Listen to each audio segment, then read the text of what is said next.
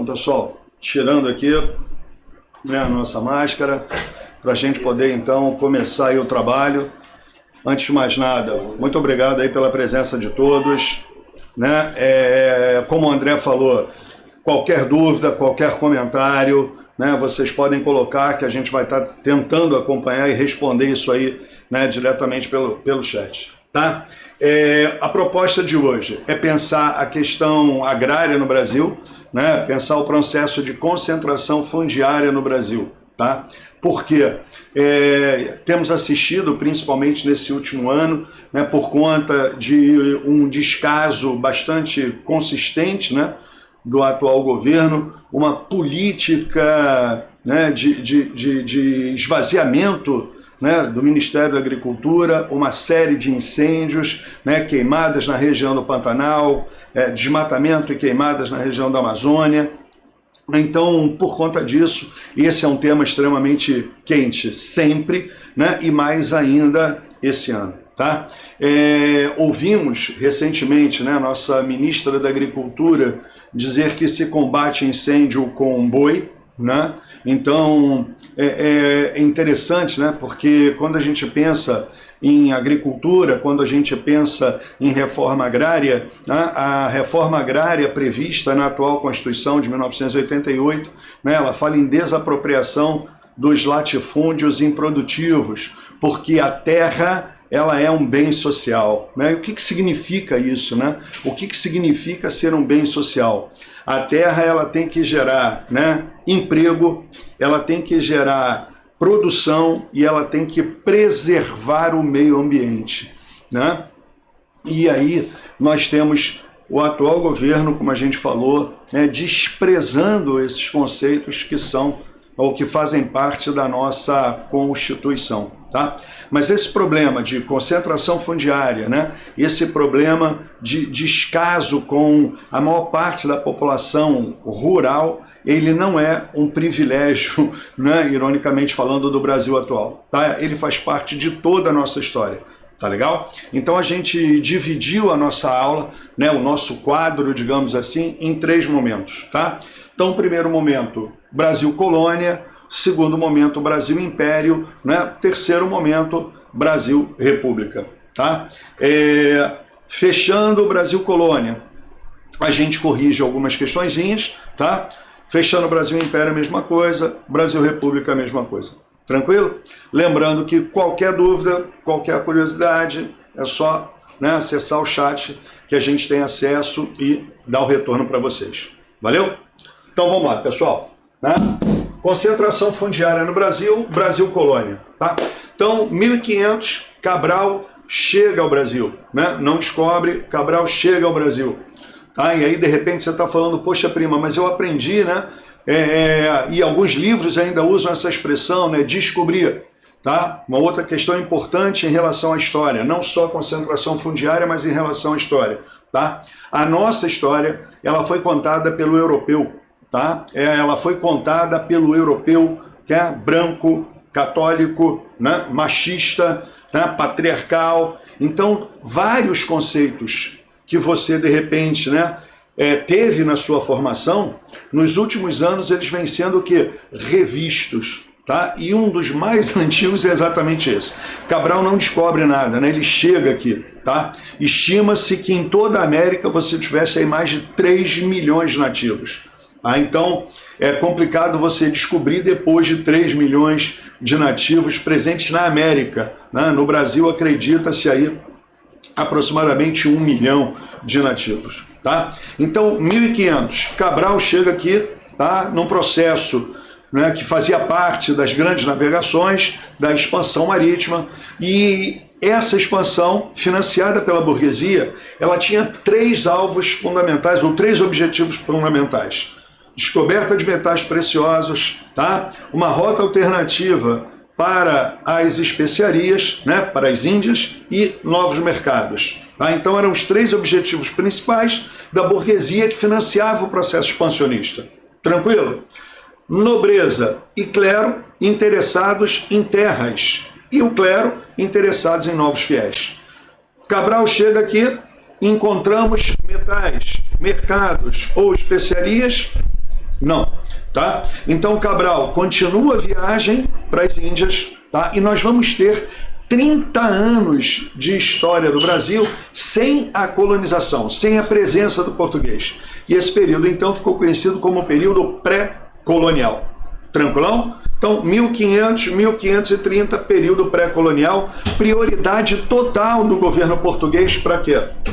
Para o comércio de especiarias, extremamente lucrativo. Tá legal? Por volta de 1530, esse comércio de especiarias entra em crise, metrópole portuguesa em crise, o Brasil surge como alternativa para, né? Era preciso colonizar o Brasil. Uma faixa territorial imensa, tá? Já reconhecida pelo português nesses 30 primeiros anos. Tivemos várias expedições de reconhecimento, várias expedições guarda-costas. Então o rei tinha, né, a exata noção do tamanho do Brasil, tá? Por conta desse mapeamento que à época era feito de forma manual. Tá? E em 1534, numa situação de crise, o rei vai reproduzir no Brasil um sistema, veja bem, né, combinado de divisão territorial e de administração. Então tá aqui, ó, 1534 surgem as capitanias hereditárias, tá? Capitanias hereditárias, como a gente falou, uma experiência bem sucedida em algumas ilhas portuguesas no norte da África, tá? Então deu certo lá, o rei traz para cá. Só não esquecendo que a gente está falando que deu certo em ilhas na África, e aqui a gente está falando quase de um continente inteiro, tá? Porque mesmo levando em conta a linha de Tordesilhas, né, dividindo aí o Brasil que a gente conhece, era grande pra caramba, tá? Então, 1534, você tem um sistema administrativo, tá, descentralizado e uma divisão territorial. Tranquilo? Então, todo o território brasileiro dividido em 15 faixas, pessoal. Então você imagina aí o tamanho da concentração, né? Cada capitania enorme, grande pra caramba. E esse processo de distribuição, ele vai ser legitimado por dois documentos, né? A carta de doação e o foral. Beleza? Então, 1534, 15 capitanias distribuídas para 12 donatários. 12 capitães donatários. Pô, prima, como é que funciona essa distribuição? Tá? Quem se candidatou levou? Absolutamente não. Tá? O processo de distribuição, ele já começa de forma bastante excludente. Tá? Por quê? Somente a elite portuguesa vai ter acesso a essas capitanias. Tá? Então, os 12 escolhidos eram representantes da nobreza portuguesa, tá? E dos grandes comerciantes, os grandes mercadores de Portugal. Não podemos esquecer que a expansão marítima financiada pela burguesia portuguesa. Então, pessoal, um imenso território mapeado durante 30 anos, distribuído para 12 donatários. Beleza? Então, a nossa história já começa com uma profunda concentração de terras, privilegiando quem? Os representantes das elites de Portugal. Legal?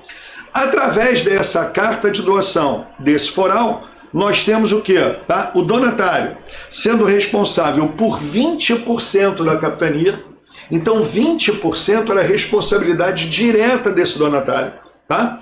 Tranquilo? E os outros 80%, né? Os 80% restantes seriam de responsabilidade do donatário tornar produtiva através da distribuição, né, de terras, correto? E essa distribuição de terras, tá, ou essas propriedades, elas receberam o nome de Seis Marias. Bacana? Então, a partir das capitanias hereditárias, né, 15 capitanias, nós temos o início da ocupação gradativa, tá, com a distribuição de Seis Marias. Mas veja bem, eu, donatário, né, através dos documentos de doação, eu tenho a responsabilidade de ocupar e tornar produtiva a minha capitania. Tranquilo? Então, 80% da minha capitania tem que ser ocupada e se tornar produtiva. Vou entregar essas Seis Marias para quem? Tá? Para qualquer um de novo, né, para quem quer trabalhar, para quem quer produzir, para quem tem o interesse de melhorar a sua vida? Não, não, não, tá? De novo, o processo de distribuição de sesmarias é extremamente concentrado, tá? É extremamente excludente. Para você poder ter acesso a uma sesmaria, você tinha que provar o quê? Né? Riqueza, você tinha que provar posses. Tá claro isso? E aí, veja bem, né, com o desenvolvimento do processo de colonização, como é que eu comprovo riqueza? Eu comprovo riqueza pela quantidade de capital que eu tenho para investir e pela quantidade de escravos que eu tenho para produzir. Num primeiro momento, esses escravos eram nativos. A partir do final do século XVI, o século inicial da colonização, a coroa portuguesa introduz aí a mão de obra negra, né, de origem africana. Tá legal? Então, pessoal, a distribuição de sesmarias também é um processo excludente, tá? Também vai privilegiar, né, a elite, aqueles que tinham condições efetivas de tornar as sesmarias produtivas. E aí você vai falar, prima, mas a gente pode ter noção, né, do tamanho dessas sesmarias, tá?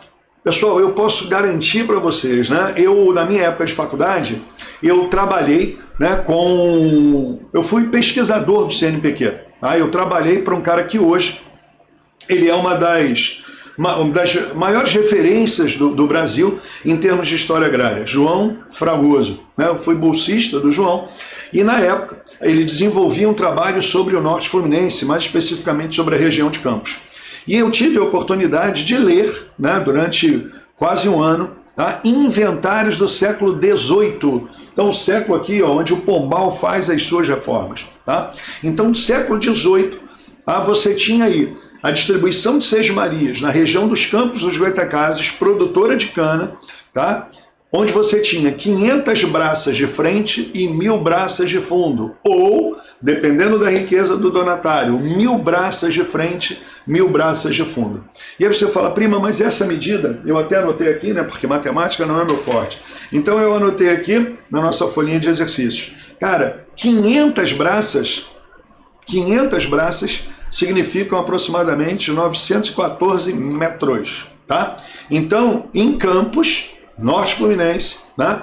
914 braças de frente, 1000 braças de fundo, ou 1000 braças de frente, 1000 braças de fundo. Essas eram as sesmarias básicas distribuídas em Campos no século XVIII. Tá legal? Então você tem aí grande propriedade na mão da elite. Prima, e quem é que trabalha? Quem trabalha, né, é o escravo. Num primeiro momento, o índio vai ser escravizado, tá legal? Num segundo momento, como a gente falou ainda há pouco, o negro vai entrar em substituição ao índio. Porra, prima, mas por que eu entro com o negro? Né? Por que eu vou substituir o índio pelo negro? Muitos equívocos também foram cometidos ao longo dessa história contada pelo europeu. Tá legal? É comum, né, o aluno pensar, as pessoas falarem, o índio resistiu à escravidão. Tá? E aí é interessante, quando você fala, né, o índio resistiu à escravidão, para você explicar a troca da mão de obra, né, do índio pelo negro, quando você fala que o índio resistiu à escravidão, é como se você falasse que o negro não resistiu. Né? Tranquilo? Que você já ouviu isso e de repente muitos de vocês acreditam nisso? E o curioso é que quando você dá aula de história, né, falando sobre o sequencial, algumas aulas depois você vai falar sobre o negro e uma das formas de resistência do negro. Então olha só, hein, é um título de aula, tá? Então o negro resiste, né? Bacana? Então aquela explicação que de repente você engole, né, você não para refletir, ela vai ser desmentida logo depois e você nem se toca disso, porque você repete até hoje que o índio resistiu, tá? E o negro não, tá legal? Uma outra justificativa para você preferir o negro: o índio conhecia o território e fugia, tá legal? O negro não conhece o território, logo, teoricamente, ele não foge. Na mesma aula de resistência, a gente fala de fuga para os quilombos. Quer dizer, se o cara não conhece o território, como é que ele foge, né? Aí você fala, pô, prima, mas depois que ele está no Brasil, ele conhece o território. Bicho, ele é escravo, né? Ele está escravizado, ele está preso a uma fazenda, ele não conhece o território. Então tem que ficar claro para a gente que eu fujo por quê? Eu não fujo porque eu conheço, né? Eu fujo de alguma coisa. Para onde eu vou, pessoal, é para distante, né? O mais distante que eu puder. Então, o que leva o português a trocar a mão de obra nativa pela mão de obra negra escravizada é o lucro do tráfico negreiro. Beleza? Tem uma segunda questão menor, né? A pressão da igreja, porque a igreja não vai aceitar a escravização do índio. Prima, por que você diz que é uma pressão menor? Porque se essa pressão da igreja fosse o fundamental, o índio não seria escravizado no Brasil em momento nenhum.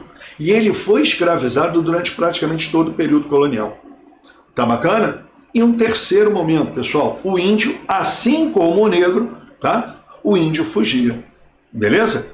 Agora, o negro fugia e eu continuei trazendo o negro, porque esse tráfico é extremamente, né, lucrativo para Portugal. Então, pessoal, capitanias hereditárias concentradas, né, as terras na mão de 12 no primeiro momento, bacana? 6 Marias distribuídas para aqueles que tinham posse, né, para aqueles que possuíam efetivamente, né, condições de, tá legal? E o trabalhador escravizado. Ponto.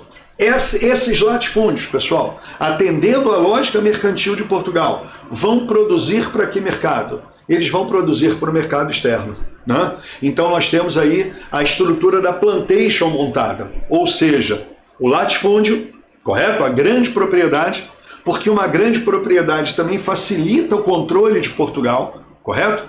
Imagina, se a gente tem vários pequenos produtores, o controle sobre vários pequenos produtores, ele é muito mais difícil de ser feito do que você controlar um grande proprietário, né? Então eu tenho um latifúndio, beleza? Monocultor, o que eu vou produzir no meu latifúndio? Eu vou produzir um artigo que o mercado externo, no caso a Europa, mais diretamente ainda a metrópole precisa, tá? Tranquilão? Então eu tenho um latifúndio que produz um único artigo para o mercado externo com mão de obra escravizada. Tranquilaço? Pergunta: há espaço para pequena propriedade? Há, porque a população do Brasil precisa se alimentar. Mas essa pequena propriedade, veja bem, ela não é a prioridade de Portugal. Ela não é a prioridade do governo. Beleza? Então essa pequena propriedade, desde o início, né, essa pequena propriedade policultora, essa pequena propriedade voltada para a produção de alimento, desde o início da nossa história, ela é o quê? Marginal, tá? Ela está à margem do processo, beleza?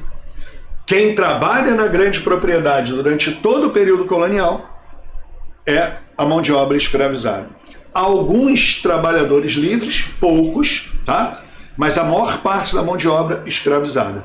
Então, se você não é um escravizado e se você não é um rico, tá, na colônia, você vai trabalhar na periferia com a pequena propriedade, tendo que estar sob proteção do latifundiário. Caso contrário, né, você está à mercê dos ataques, né, dos nativos, né, de outros proprietários, dos criminosos. Bacana isso? Tranquilo? Vamos lá.